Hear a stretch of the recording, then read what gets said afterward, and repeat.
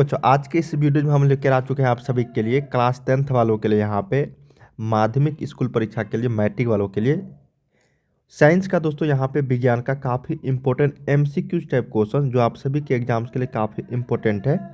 ये सारे क्वेश्चंस हूबहू आप सभी के एग्जाम्स में देखने को मिलेंगे। ये सारे प्रीवियस ईयर्स के क्वेश्चन पेपर है जो बिहार बोर्ड के द्वारा जारी ऑफिशियल क्वेश्चन है, ठीक है, जो आप सभी के एग्जाम्स में लगातार कई वर्षों से पूछते आ रहे हैं ये सारे क्वेश्चन। तो इस वीडियो को अंत तक सभी देखना, एक एक प्रश्न आप सभी के लिए इंपॉर्टेंट होगा, ठीक है। तो जितने भी छात्र इस वीडियो को देख रहे हैं लाइक कर लीजिए सारे, और चैनल को सब्सक्राइब कर लेना, साथ में बेल आइकन को प्रेस कर देना ताकि नए वीडियोज लेकर आएंगे इससे रिलेटेड आपको नोटिफिकेशन मिलते रहेंगे। और वीडियो को शेयर जरूर कर देना, ठीक है।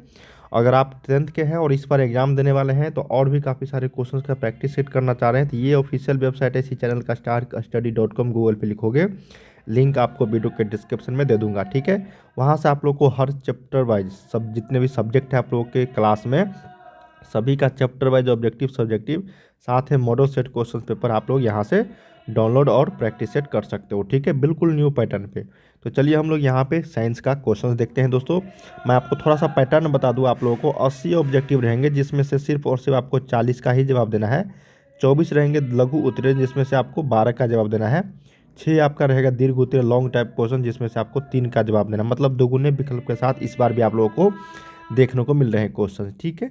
तो चलिए एक एक प्रश्न को हम लोग यहाँ पे देखते हैं, लास्ट तक सारे देखना, बहुत ही इंपॉर्टेंट है, फिर से बता रहा हूँ, ठीक है। चलिए यहाँ पे हमारे पास पहला प्रश्न क्या कहा गया है, देखो पहला प्रश्न जो हमारे पास बच्चों कहा गया है यहाँ पे कि हीलियम जो है वो कैसा तत्व है। क्या प्रश्न हमारे पास कि हीलियम जो है वो कैसा तत्व है, अक्रिय है, सक्रिय है, क्रियाशील है या फिर उदासीन है। देखिए हीलियम जो है वो एक अक्रिय गैस है, मतलब इनर्ट गैस है, ठीक है ना, अक्रिय गैस, इसको क्या बोलेंगे हम लोग, अक्रिय गैस। एक का ए यहाँ पे राइट हो जाएगी, ठीक है। हीलियम हो गया आपका, नियोन हो गया, आर्गन हो गया, क्रिप्टन हो गया, ये सारे कौन सा गैस है, अक्रिय गैस है, ठीक है, इसको ध्यान में रखना है। सेकेंड नंबर प्रश्न देखते हैं कि जल में हाइड्रोजन तथा ऑक्सीजन की परमाणु संख्याओं का अनुपात कितना होता है। बहुत ही इंपॉर्टेंट है, इसको ध्यान रखो। सबसे पहले जानते हैं हम लोग जल का जो अणुसूत्र होता है वो होता क्या है, तो H2O होता है, ठीक है। तो हाइड्रोजन का कितना परमाणु, 2 परमाणु, और ऑक्सीजन के कितने परमाणु, 1 परमाणु। यहाँ पे नहीं लगा है तो कुछ एक होगा। तो अब देखो पहले क्या कहा गया, हाइड्रोजन उसके बाद ऑक्सीजन, तो पहले क्या है यहाँ पे हाइड्रोजन है उसके बाद ऑक्सीजन है। तो हाइड्रोजन के कितने परमाणु, 2, और ऑक्सीजन के 1, तो यहाँ पे 2:1 के अनुपात में होता है, ठीक है। तो यही इसका राइट आंसर हो गया, 2 का सही उत्तर 1 के साथ चलेंगे, ठीक है। इस तरीके से बनाओगे क्वेश्चन तो आपको कहीं भी किसी तरीके से कोई दिक्कत नहीं होगी। थर्ड नंबर है कि आवर्त सारणी में कितने आवर्त होते हैं। देखिए पीरियड की बात हो रही है, पीरियड, ठीक है। एक होता है आपका वर्ग, ठीक है, एक होता है वर्ग, वर्ग कितने होते हैं, 18 होते हैं, ठीक है। और आवर्त कितने होते हैं बच्चों, देखो आवर्त अगर पूछा जाएगा तो ये टोटल 7 होते हैं। तो ये चीज़ ध्यान में रखनी है, किसी भी आवर्त सारणी में वर्गों की संख्या 18 होती है और आवर्तों की संख्या 7 होती है। तो यहाँ पे क्या ऑप्शन है, 7, 9, 12, 18, 8। तो यहाँ पे सही उत्तर 3 का क्या होगा, यहाँ पे ए हो जाएगी, 7 हो जाएगा, ठीक है। समझ में आ रही है ना सारा क्वेश्चन। चलिए नेक्स्ट प्रश्न देखते हैं, फोर्थ नंबर, सिलिका क्या है। ये क्वेश्चन बहुत ही इंपॉर्टेंट है, ये सारे मैं फिर से बता रहा हूँ आप लोगों को, अंत तक सभी देखना। काफ़ी सारे क्वेश्चंस बच्चों यहाँ से देखने को मिलेंगे आप सभी के एग्जाम्स में, और इस तरीके के वीडियोज लगातार आने वाले हैं इस चैनल की ओर से, तो चैनल को सब्सक्राइब कर लेना सारे। फोर्थ नंबर है कि सिलिका क्या है। देखिए सिलिका जो है धातु है, अधातु है, उपधातु है या फिर इनमें से कोई नहीं। देखिए सिलिकॉन नहीं है वो, सिलिका। तो यहाँ पे क्या हो जाएगा बच्चों, सिलिका जो है सिलिकॉन ये आपका अर्ध धातु है, इसका मतलब इनमें से कोई नहीं। यहाँ पे फोर्थ का क्या हो जाएगा, यहाँ पे डी, सिलिकॉन हो गया, जर्मेनियम हो गया, ये सारे क्या है आपका अर्ध धातु के रूप में का है, ऑप्शन नंबर 4 का डी। फिफ्थ नंबर देखते हैं कि OH ग्रुप का, सॉरी ये OH जो है वो का क्रियाशील मूलक कौन है, फंक्शनल ग्रुप इसका कौन सा है। अगर किसी में OH इस तरीके से लगा होता है तो हम लोग किस फंक्शनल ग्रुप को इसको मानते हैं, कीटोन, एल्डिहाइड, एल्कोहल या फिर इनमें से कोई नहीं। तो सभी को पता होगा बच्चों ये एल्कोहल ग्रुप का है, क्या है, एल्कोहल ग्रुप का, ठीक है। तो 5 का यहाँ पे क्या हो जाएगा, सी राइट आंसर हो जाएगी। चलिए 6 नंबर देखते हैं कि प्रकृति में ऑक्सीजन का संतुलन कैसे बना रहता है, ठीक है। प्रकृति में सिलिका यहाँ पे क्या है, अर्ध धातु है, अर्ध धातु, ठीक है, जिसको हम लोग सेमी कंडक्टर के नाम से जानते हैं। प्रकृति में ऑक्सीजन का संतुलन कैसे बना रहता है, 6 नंबर क्वेश्चन है, संयोजन क्रिया, अपघटन, प्रकाश संश्लेषण या फिर इनमें से कोई नहीं। देखिए प्रकृति में ऑक्सीजन का जो संतुलन बना रहता है वो सिर्फ और सिर्फ प्रकाश संश्लेषण के वजह से, ठीक है। प्रकाश संश्लेषण की वजह से यहाँ पे राइट आंसर हो जाएगा 6 का बी। चलिए 7 नंबर प्रश्न देखते हैं क्या कहा गया है। हमारे पास 7 नंबर है कि पौधों में श्वसन क्रिया के अंतर्गत एडीपी के टूटने से कितनी ऊर्जा मुक्त होती है। बहुत ही इंपॉर्टेंट प्रश्न है ये प्रीवियस ईयर्स में पूछे गए प्रश्न है, इसको याद रखिएगा कि अगर पौधों में श्वसन क्रिया होती है तो उसके अंतर्गत एडीपी के टूटने से जो है ऊर्जा जो अगर मुक्त होगी वो होगा 30.5 किलो जूल पर मोल। क्या होगा? 30.5 किलो जूल पर मोल। ठीक है। चलिए 8 नंबर देखते हैं कि मानव हृदय में कितने कोष्ठ होते हैं। बहुत ही शानदार है कि मानव हृदय में कोष्ठक की संख्या कितनी होती है। कोष्ठ की संख्या तो ये होता है आपका 4 होता है। ठीक है, 4 होती है। तो 8 का सही उत्तर डी हो जाएगा 4। 9 नंबर है कि मानव हृदय का औसत प्रकुंचन दाब है लगभग कितना। देखिए मानव हृदय का जो औसत प्रकुंचन दाब होता है, ठीक है ना, ब्लड प्रेशर जिसको हम लोग बोलते हैं ना, प्रकुंचन दाब, वो कितना होता है। तो ये होता है आपका 120 mmHg। 120/80 आप लोग पढ़े होंगे, तो 120 mmHg के बराबर औसत प्रकुंचन दाब होती है। तो ऑप्शन नंबर 9 का यहाँ पे ए। चलिए 10 नंबर प्रश्न देखते हैं कि पौधों में वाष्प उत्सर्जन किस भाग में होता है। बहुत ही इंपॉर्टेंट है ये। पौधों में जो वाष्प उत्सर्जन की क्रिया होती है वो किस भाग में होता है, ये हम लोगों से पूछा गया। जड़, तना, पत्ता या फिर फूल। तो ये होता है आपका पत्ती में। क्या होता है भाई? पत्ती में होती है। तो 10 का यहाँ पे सी जो है ये राइट हो जाएगी। चलिए 11 नंबर देखते हैं क्वेश्चन कि कृत्रिम वृक्क किन अपशिष्ट उत्पादों को रुधिर से अपोहन द्वारा पृथक करता है। रुधिर मतलब यहाँ रक्त हो गया, ठीक है, ब्लड जिसको हम लोग बोलते हैं।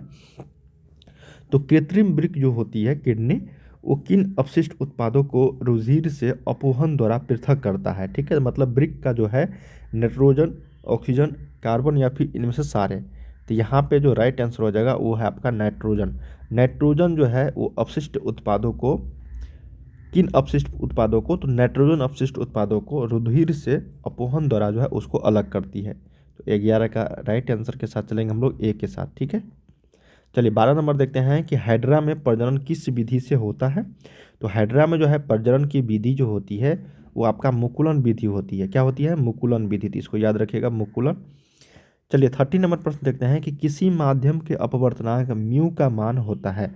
देखिए बहुत ही इंपॉर्टेंट है ये। अपवर्तनांक का डायरेक्ट फार्मूला पूछ दिया गया है कि म्यू का मान क्या होता है। तो ये होता है आपका साइन आई बटा में होता है साइन आर, जिसको हम लोग स्नेल लो भी बोलते हैं, स्नेल्स नियम। तो ये sine i upon sine r. तो यहाँ पे 13 का जो है बी जो है ये राइट हो जाएगी आपका। ठीक है।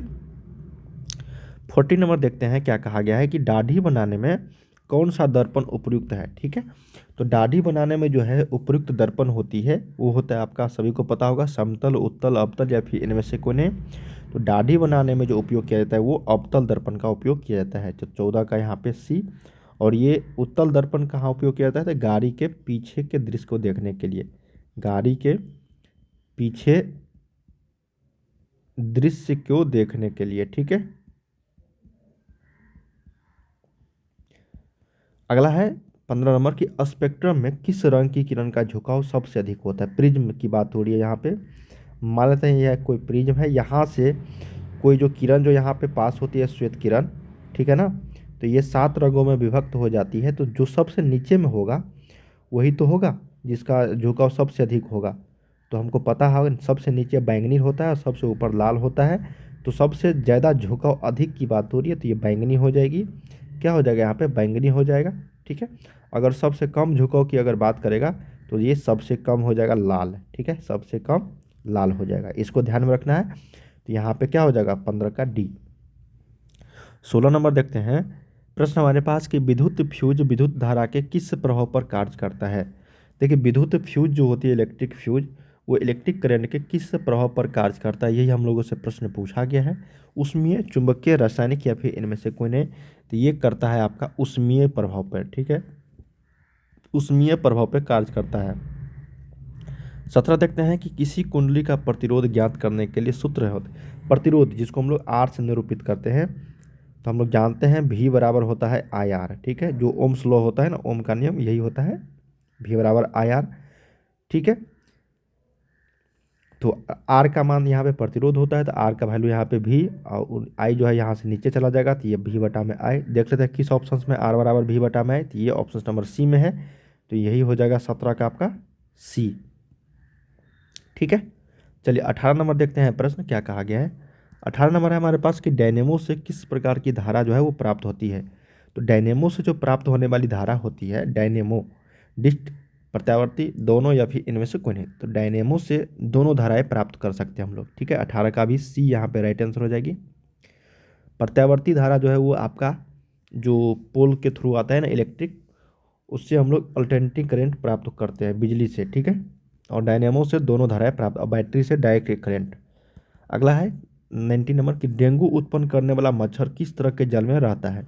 देखिए डेंगू जो उत्पन्न होता है, डेंगू मच्छर, वो आपका गंदा जल में नहीं होगा, मृदु जल में भी नहीं होगा, खारा जल में भी नहीं होगा, वो साफ जल में ही होता है। ठीक है, तो याद रखिएगा साफ जल में ही वो पनपता है। ठीक है, 19 का ए। 20 नंबर निम्नलिखित में से कौन बायोगैस ईंधन का स्रोत नहीं है। ये बायोगैस लिखा हुआ है, ये क्या है, बायोगैस। ठीक है, ईंधन का स्रोत नहीं है। लकड़ी, नाभिकीय ऊर्जा, गोबर गैस, कोयला। तो देखिए बायोगैस जो है ईंधन का स्रोत नहीं है, कौन सा ऐसा है, तो वो है आपका लकड़ी, गोबर गैस, कोयला, ये सारे बायोगैस का है। लेकिन नाभिकीय ऊर्जा जो है ये आपका बायोगैस का स्रोत नहीं है, बायोगैस ईंधन का स्रोत नहीं है। तो सही उत्तर 20 का क्या हो जाएगा यहाँ पे सी। तो बच्चों हम लोगों ने यहाँ पे 1 से लेके 20 तक प्रश्न किए हैं जो आप सभी के एग्जाम्स के लिए काफ़ी इंपॉर्टेंट थे। इसके आगे के क्वेश्चन हम लोग अगले वीडियोज में लेकर आ रहे हैं बहुत जल्द। तो चैनल को सब्सक्राइब कर लेना, वीडियोज़ को लाइक कर लेना, ताकि इस तरीके से नए वीडियो लेकर आएंगे नोटिफिकेशन आपको मिलते रहेंगे। और ये ऑफिशियल वेबसाइट है चैनल का, starkstudy.com, गूगल पे जाके लिखिए और अब भी जाके प्रैक्टिस सेट कीजिए। ठीक है, चलिए बाय बाय सभी को। कैसा लगा वीडियो ज़रूर कमेंट्स करके बताना। इसी तरीके के बहुत सारे वीडियोज आने वाले हैं इस चैनल की ओर से। ठीक है, तैयारी करते रहो सारे।